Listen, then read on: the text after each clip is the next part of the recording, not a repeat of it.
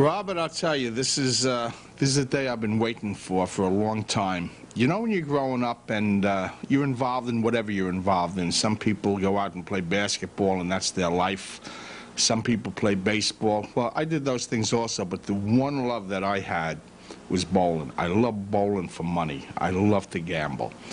And in my young teenage years, in the bowling alley that I went to, it was like the biggest action house probably on the East Coast. Maybe it was the biggest action house of all time. And there was two guys there that were like icons. They were like legends already. And their name was Mac and Stoop. And at my age, it was like they were bigger than life. And I used to go and sit down and listen to their stories because, you know, when you're hanging out in the bowling alley, like I lived there. I didn't live in my house. I lived in a bowling alley. And these guys would be there. I mean, they worked supposedly, but I don't know when. But the stories, they could talk 3 hours, 4 hours, 5 hours, and the match games, forget about it. Well, finally, I have a chance to put it on tape, and that's what we're going to do. I got Mac and Stoop. They're coming down here. I won't say I'm going to interview them. We're going to just sit down and throw the shit around like we always did, and that's what I want, just to be as natural as possible. I want to hear some of the stories that I heard 30, 35 years ago. Is this a comedy or what? Yeah. My show is a comedy. Forget about it. Absolutely. Well, anyway, I'll tell you. We'll start a couple of stories. One night I was down the bowling avenue, and Stoop wasn't there because Stoop, he can finagle with the bagel. You know, he's smart that way. With the best of them. So the crop from 86th Street, the Parkway bunch, they came down. Of course, with phony 20s all over the place. Oh, what's new? And I bowled them all, but I was bowling for the house. So the house used to put up some. And I took one by one, every one of them. And at the end of the night, I wound up with very little for us, you know. Right. And the board, the house got it. If Stoop was there, I guarantee you, the house gets $8, and we wind up with the rest. I'll tell you, Marty, as an action bowler anyway, what's the difference before your service time and after? Was there a difference? Yes. When I went into service, they didn't have the machines yet. It was pin boys. And they helped you kick the pins down. And if you bowled in your home alleys and you took care of your pin boy, he'd kick out the 10-pin for you occasionally. That's nice. Or move him up a little. Mm-hmm. Now, when I came out, I went in 58 and I came out in 60. I went to Germany. Right. And all of a sudden, they're telling me Neptune 200 average, 210 average. Yeah. And 180 was a tough average with the pin boys. 190 was top-notch, top. And I couldn't believe it. I says, these guys were 160, they're carrying 190, they you know.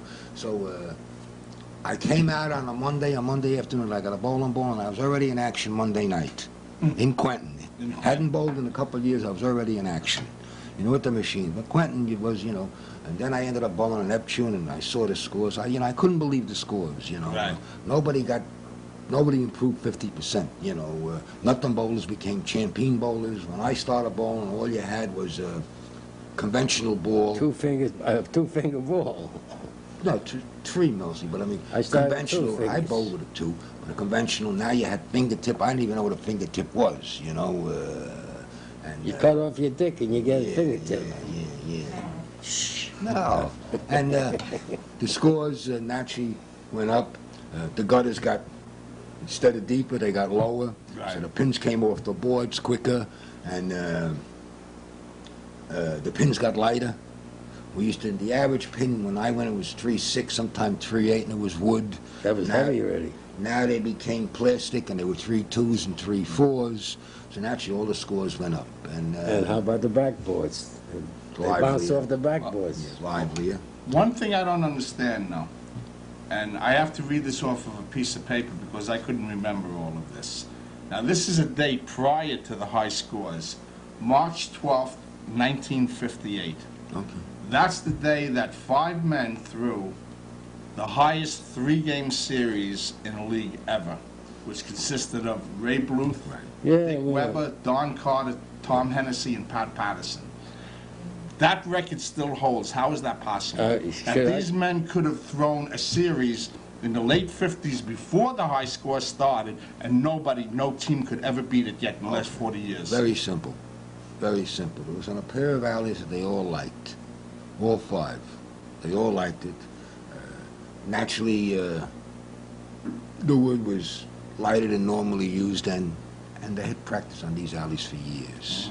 So it was like in my time when I was a kid, I was a basketball nut, and in professional basketball, nobody won up in Syracuse because the fans would shake the backboards, literally. You know, you didn't win when you went into Syracuse. It was, I don't even know, it was the NBA then. I don't remember. It was the same thing here. It was their alleys, their game, and that's the And not series only of- that, not only that, if you remember he mentioned Neptune Lanes. You went to Neptune Lanes, they had all the big wheels coming down. They were bowling on black alleys with white balls. Right, I remember, and it was on TV every Saturday All night. right?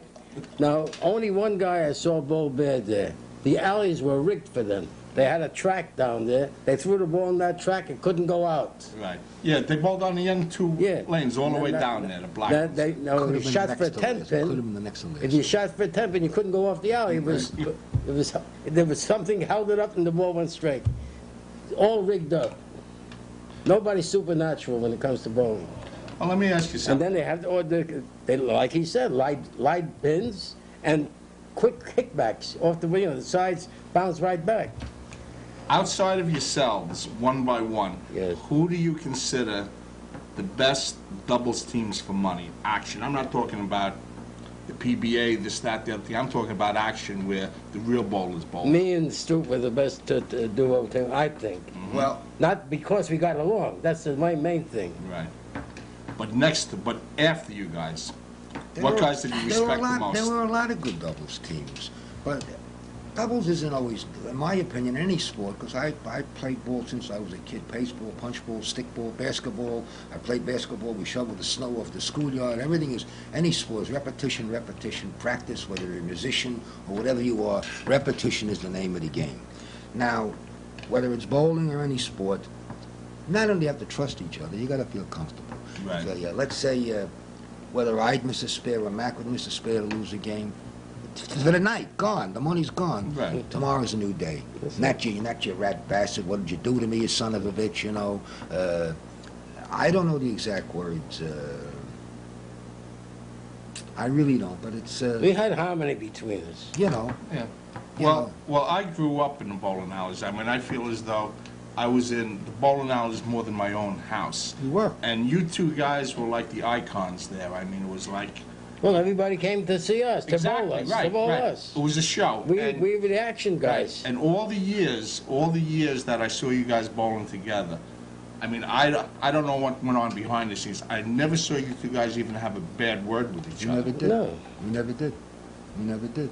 The only time we had bad words when we went out after bowling and we went to pick up some broads and he got the better one. That's when I started to kick. I don't remember that. I don't remember that. No, it's like any. You said it's a comedy show, didn't you? It's like, Absolutely. Look, it's like any sport. It's like any sport. First of all, you gotta have trust in your partner. You know, you talk about when there's money. There's a lot of things happen when there's money involved.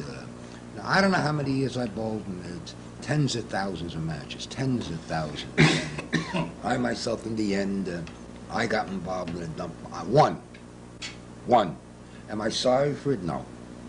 Did I make any excuses of it? No. I knew it was wrong, but who I was bowling with, I happened not to like.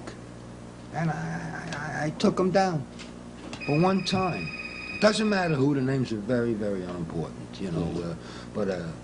I could have been probably in 500 dumps. Had I seen dumps? Sure. Had I been on them, I knew they were going on? Yes. But it wasn't my cup of tea. You know, once, and it was at the end of my bowling career. Am I proud of it? No. Am I ashamed of it again? No. I knew what I was doing. Right. I was an adult. I knew what I was doing. I make no excuses for it. You know, and such is life.